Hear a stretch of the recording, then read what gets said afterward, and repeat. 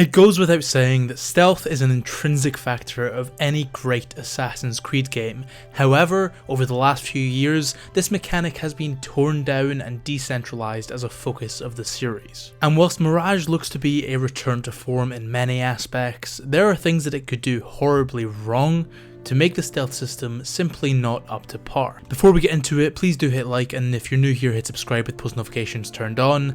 And without wasting any time, let's look at how Mirage can make stealth great again. Stealth gameplay heavily relies on providing the player with clear feedback on their actions and their impact on the game world. Effective player feedback ensures that players are aware of their stealth status, whether they're hidden, partially detected, or fully exposed, like in classic Assassin's Creed. Visual cues, such as indicators or UI elements, have always informed players about their visibility to enemies, allowing them to make informed decisions about their actions and adjust their approach accordingly. But to ensure player control, these visual cues need to be consistent and predictable, unlike in Valhalla, where they kind of just sprang up out of nowhere.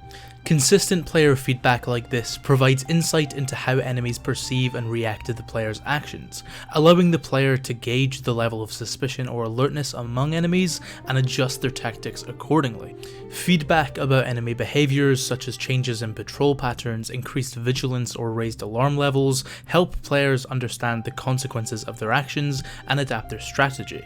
And these elements have been sprinkled throughout the entire series, from AC1 to AC Black Flag to beyond. If these are all brought together cohesively, Mirage's world as a stealth black box will work. This feedback needs to inform players about the success or failure of certain stealth maneuvers, and allow them to understand if their actions, such as assassinations, distractions, or environmental interactions, are executed successfully and achieve the desired outcome. Immediate, clear, and most importantly consistent feedback in this sense reinforce the player's sense of agency and accomplishment. This also goes for players' interactions with the environment. Consistent player feedback from the enemy AI should provide cues about the availability and functionality of different hiding spots, areas of cover, or opportunities for environmental kills. This consistent AI behavior is essential. Effective stealth mechanics require intelligent and consistent enemy AI behavior.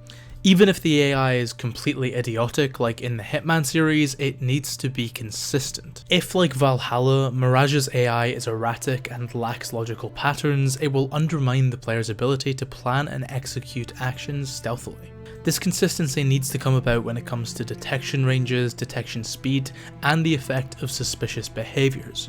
And if it doesn't, it'll completely disrupt the immersion and make the stealth experience feel inconsistent or unfair. In Valhalla, an enemy could detect you without seeing you from 100 meters away, but if you were 5 meters behind an enemy, he wouldn't see a thing. This discrepancy, perhaps above all other factors, needs to be fixed in Mirage. A variety of tools and options are also essential to the stealth system. Offering a diverse range of tools and options empowers the player to freely approach stealth gameplay in their own unique style. Each player has different preferences and playstyles, and having a variety of tools allows them to customize their approach, encouraging player creativity and experimentation with different combinations of tools, abilities, and strategies. Valhalla had these options in the combat system, so if it's transferred over to the stealth system in the same way, that'll make it phenomenal. Having a variety also allows players to adapt to different scenarios and adjust their tactics accordingly, which will of course be essential if Mirage truly does bring back black box assassinations in the way that it promises. Having different distraction items, gadgets, stealth enhancing abilities, and environmental interactions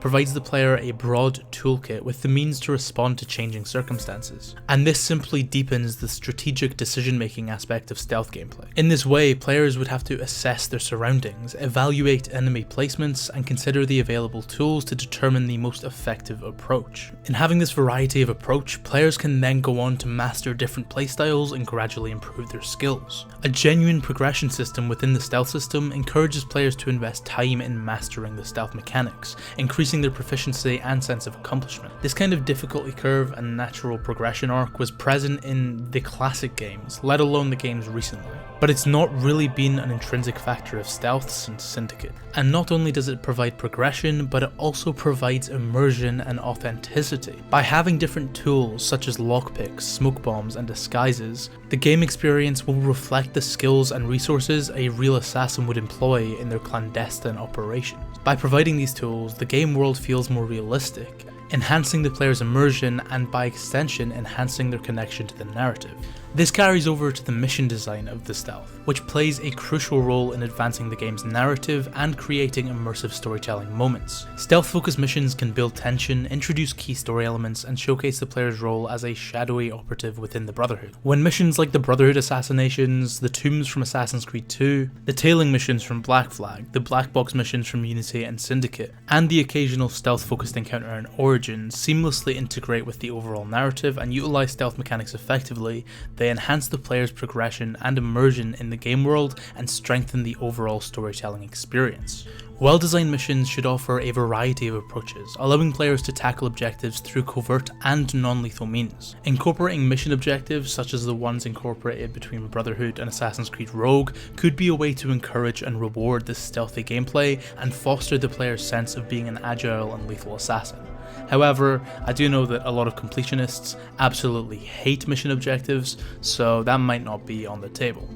Either way, effective mission design empowers players with meaningful choices and freedom. By offering multiple paths, alternate routes, and various methods of accomplishing objectives, mission design allows players to exercise their creativity and adaptability. This also needs to be done by balancing the risk and the reward of stealth versus combat. Mission design should strike a balance between challenge and reward, in which well-designed missions provide difficult scenarios that test the player's stealth skills, but also reward them adequately for successful execution of stealth. In AC Unity's co-op missions, this was done by reducing the player reward if they were detected, and this would be a great way to bring that back. In order to balance the risk versus reward though, the consequences of being detected and failing a stealthy encounter should be very, very high in comparison to past games. Not since Assassin's Creed 1 or perhaps the early stages of Assassin's Creed Unity has the combat been nearly punching enough to truly inspire the player to play stealthily. But if the result of being detective is near instant death, remaining unseen suddenly becomes the most optimal option for gameplay,